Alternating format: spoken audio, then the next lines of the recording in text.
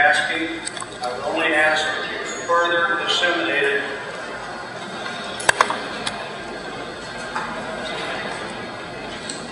Ready? Good to go. Yeah. Okay, good. Sorry for that. Good morning, ladies and gentlemen. My name is Bill Gothard, and I'm an instructor with American Military University. For the next 3 hours, we'll be discussing elements of Islamic law and how it relates to law enforcement and security processes. To do this, we are going to start at the macro level and discuss the strategic themes and drivers in Islamic law. Understand that what we are going to be doing is looking at Islam as an ideology, not as a religion. What's the difference? Religion is man's relationship to his deity. In the United States, we protect that under the First Amendment. We're going to set it aside. We're not going to discuss religion. We're going to discuss Islam as an ideology, man's relationship to other men. At the same time, we're going to be discussing Muhammad. Muhammad has 3 or 4 different facets. A religious figure, a political, military, and a cultural figure.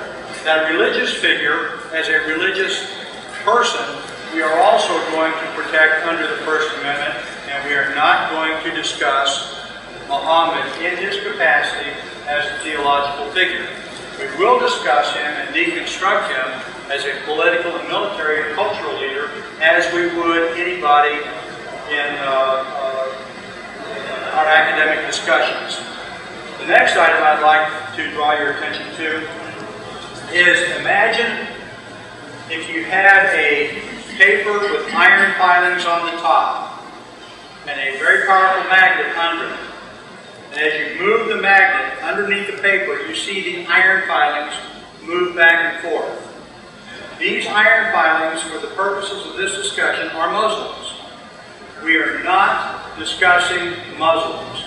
What we are interested in is the magnetic force, the radiating force of the ideology.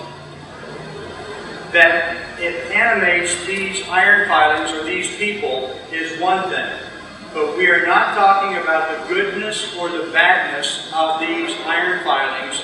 We are only interested in the force that this ideology exerts on its surroundings. That force is also exerted against you.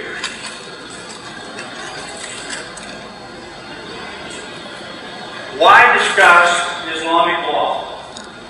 These are the elements and points that we will be discussing, and because we have a limited amount of time, I'm going to shoot through some of these rather rapidly.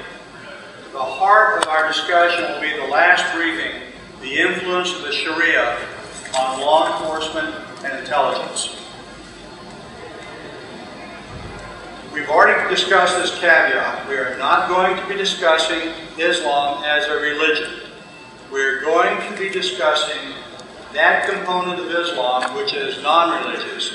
That component comprises about 83% of the ideology. Islam is only about 17% religious. The other 83% discusses the relationship of the Islamic and the non-Islamic world. Why is this a problem? What you see on the screen behind me highlights a problem that we had in Vietnam. We were confronted with an adversary that we did not understand. Samuel Huntington points out that there are at least 7 different civilizations. The Americans fighting Southeast Asia in a limited war context as opposed to an unlimited war such as World War II got bogged down in cultural and doctrinal issues that they weren't able to deconstruct or understand. That same handicap bothers us today.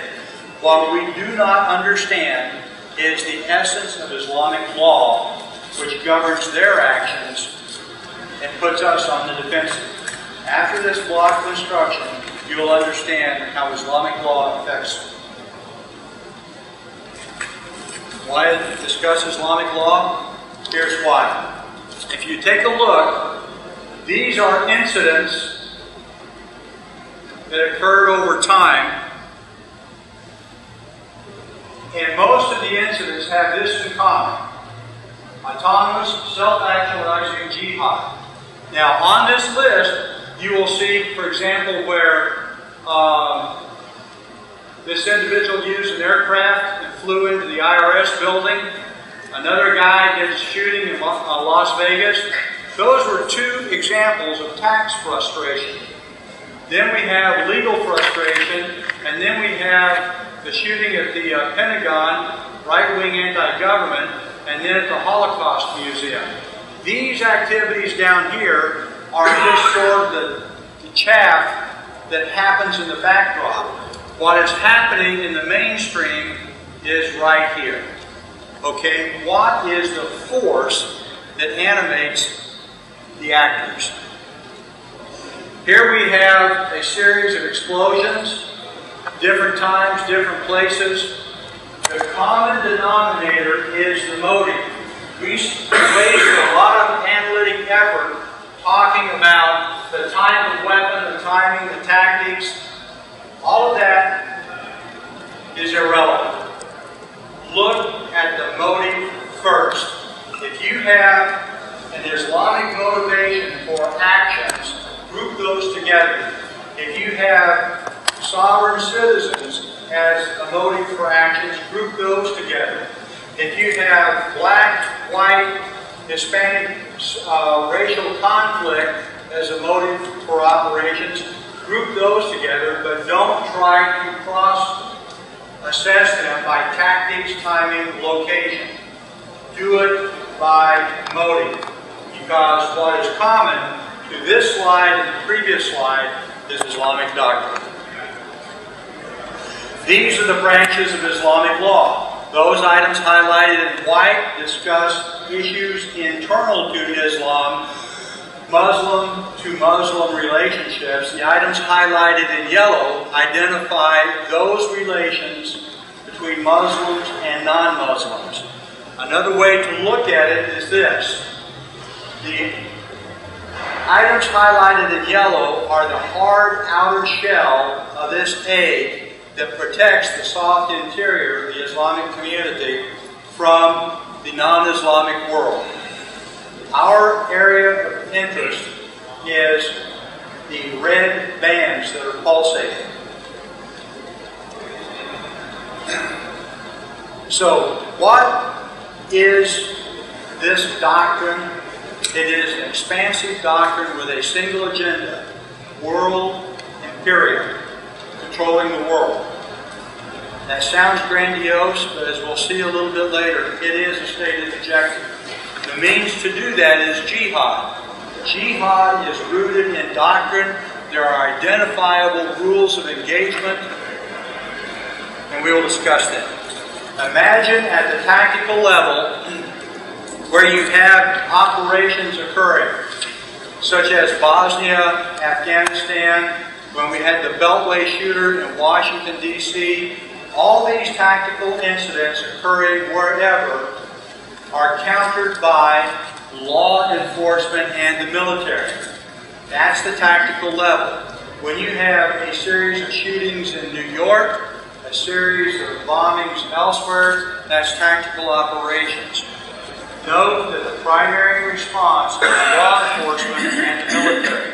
At the operational level, you have the organizations, the states, the individuals that are committing those acts. At the operational level, you have groups such as Hamas, Hezbollah, Al-Qaeda.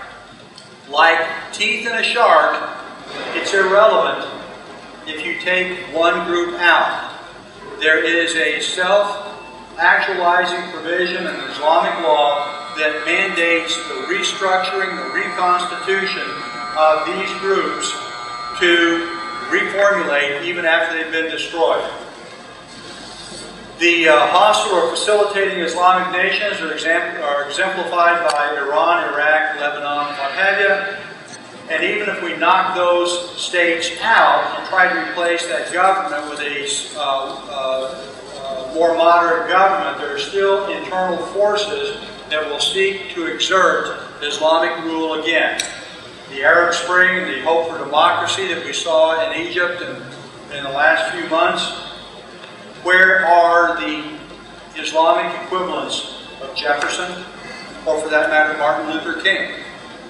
So then we have the facilitating NGOs and charities. These are the economic engines of the groups. These are the fundraisers. And as we will see in a few minutes, zakat, commonly thought to be charitable almsgiving, is actually an asymmetrical warfare funding mechanism devoted to jihad. The last arrow there, as you see, is the autonomous, self-actualizing individual, the guy who reads the doctrine and acts on his own. Notice that the operational response for groups, nations, and a lot of these individuals are U.S. military forces. We go into Afghanistan, Iraq, and what have you, to topple governments to destroy what we think is the source of the problem. But we're missing the larger threat. At the strategic level, you have the ideology itself. All those little arrows that you see pointing down, which form the senior leadership of the governments, the leadership of the organizations, indeed the individual himself, are all animated by an ideology. There is a provision in Islamic law that I will show you here that says that there are three Muslims together, it is in Sunnah, a preferred practice, that these three people identify a leader. And should they be decimated in a fight, the survivors reorganize and reconstitute, appoint another leader. Somebody becomes a casualty, they reorganize, reconstitute, appoint another leader. The Islamic law has an admirable self-generational or self-generating reconstitution capability. Notice that at the strategic level, there is no response capability. We do not have a means to counter an idea. We do not have an information or an ideological warfare equivalent of the 7th Fleet or the 82nd Airborne. This ideology is an engine. And as an engine, it produces an output. That output is an ideology that is militant in tone and tenor, has a singular purpose and a methodology for advancing itself. We do not have an ideological or information capability to turn that off. Now, yes? Here's the question. Two points. Clarification on what is the Arab Spring, and the other point is on addressing what you were just talking about. I thought we had Radio Free Europe, and I thought we had the UN and a component there, which we are putting money in, all right, to address specifically what you're talking about, fighting an idea. Exactly. With regard to the Arab Spring, this is June 2011, refers to the revolts in the last several months, spring in our time, in which the population of multiple states have risen up against their established monarchies and local government, presumably as represented by the Western media, to espouse a democracy. However, it's important to understand that in the Islamic world, democracy is a lesser form of atheism because it substitutes the rule of God, the Sharia, with the rule of man. And a number of Islamic doctrinal writers have observed that of the major revolutions that have occurred in Islamic history, they have all been aimed at resisting modernity and secular or non-Islamic trends in government to revert back to the Sharia. Imagine a handful of small BBs, some steel, some copper, some plastic, some ceramic. The steel ones are magnetized, the equivalent of an ideology. You shake them up and they will tend to coagulate and congregate. And when they settle back down, those magnetic forces will constitute more significant and powerful nodes than the rest of the BBs. Your Islamicists in these countries are taking advantage of the social upheaval to consolidate their power. A classic example is Lenin in the 1917 revolution in Russia. Now, with regard to Radio Free Europe and Radio Liberty, as we will see in the next slide,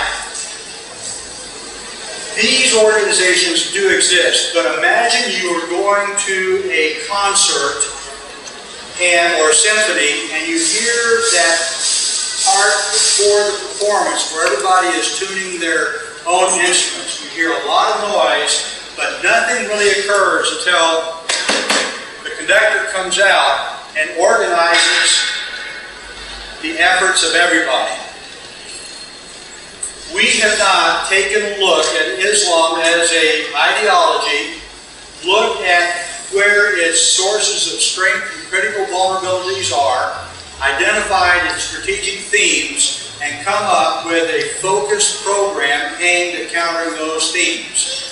We have not weaponized or coordinated the collective effort of the tools available to us.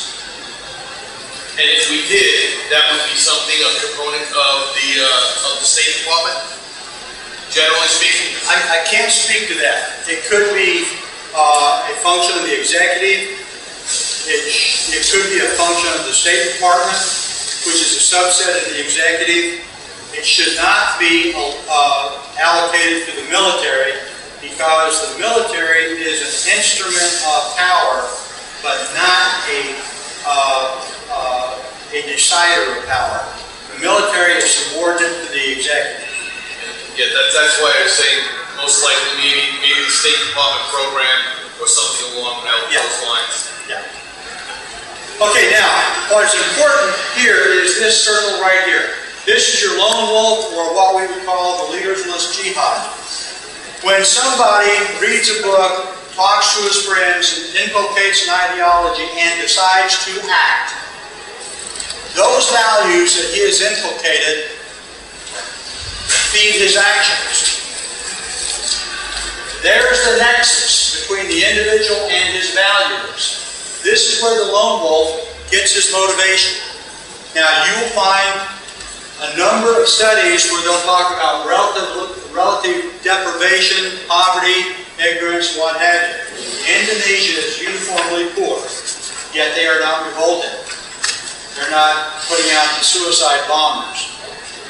There are a number of factors, but take a look at the factor that is common to every one of these little arrows, to include this arrow here, here, and here. They share this value system. Now, if we were to take a look at Islam as a model and borrow from Clausewitz, we would see that there is a trinity: the government, the military, and the people. In the Islamic tradition, the government is the holy text, and by the way, when anybody talks about Islamic law, understand there's nothing magical or mystical about it. This $200 collection of books right here is the essence and the core doctrinal texts of Islamic law. The Quran, uttered by Muhammad,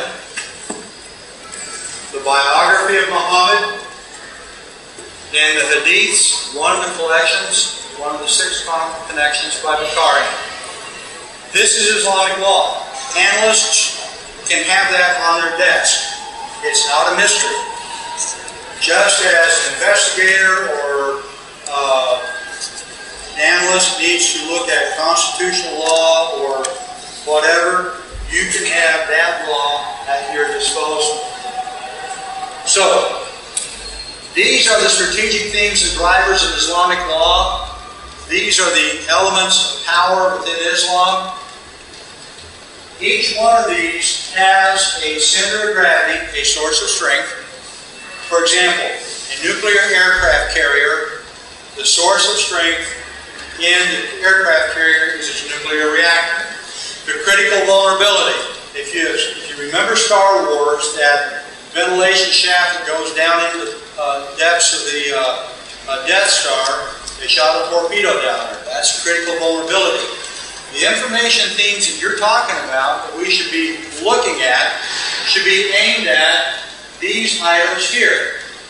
Now, during the Vietnam War, the Vietnamese were able to defeat the Americans by splitting our strategic seams. Government, people, and the military. This triad is characterized by a love-hate relationship. The American people love the Constitution. They hate big government. The American people have a tradition of the citizen soldier. They also hate a large standing military. So by accentuating the negative, they were able to separate the people from the government and the military. It's a workable strategy. Now, these themes right here become the object of your information strategy. That's a different briefing. Okay, so the sources of Islamic law. The Sirah is the study of Muhammad and his biography. The Hadiths are a collection of short accounts of what Muhammad said and did. And the Quran is a collection of Muhammad's utterances. Now, let's talk about this just for a second. How many of you have written a training manual or a training product of any sort? Okay, now bear with me on this just for a second. Let's say that you are giving a class on the manufacture of widgets, the best way to do that. And somebody says, I disagree. And you point to the manual that you've written and say, wait a minute, the manual says that I'm right. From a Western standpoint, there's a flaw in the logic there. Okay? If you write a product, you cannot point to that product and say, this product says I'm right. Muhammad uttered this product. Okay? Now, we're not going to get into the theological aspect that he received it from God. Because we're not going to presuppose that there is a God, and we're not going to deny that there's a God. What we are going to say is that Muhammad uttered this text. Now, here's an important concept. Muhammad had with him scribes, 3 or 4 of them. When he spoke, they wrote these things down on the document. Now, at some point, this scribe right here, his name is Sayyid, is taking dictation, and Sayyid says, wouldn't it sound better if you said A, B, and C? And Muhammad said, okay. So all of a sudden, the scribe begins to realize that he is substituting his words for the words of Muhammad and presumably Allah. This guy apostatizes. Later is almost killed. But this relationship demonstrated by Sayyid's action gives weight to the consideration that Muhammad was the author of the Quran. Okay, so now we're going to talk about the Quran. Here's the goals of the Quran. Now, This is our first slide where a source is identified. Understand that in these presentations, which you'll get a copy of, the rule we are trying to follow in all these presentations is use Islamic sources, Islamic authors, published by Islamic publishing houses in Islamic lands, preferably prior to 9/11. Okay?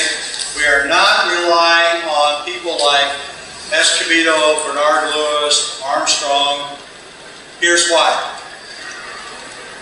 If I am trying to understand how you as a group over here think and act and work, I am going to read your doctrine, your texts. What I am not going to do is come back over and look at these authors and try to see you guys through their perspective. What we need to do is look at the original sources unfiltered by these texts and read them. This particular author says in unequivocal terms, the purpose of this book is to give guidance on how to wage war against the enemies of Islam. Muhammad's Quran is a textbook on warfare. It has 3 chapters devoted to warfare themes. And now these are some of the themes that you'll see. These are their words, not mine. Kill them wherever you find them. Drive them out. Fight the disbelievers who are near to you. Let them find you to be harsh or tough and hard. Now, at this point, we go into a series of surahs that repeat the same theme. In the interest of time, I'll shoot through these and you'll get the briefings on your own. But notice, make war on people. Fight them until you are no longer persecuted. They will be slain and crucified. If you encounter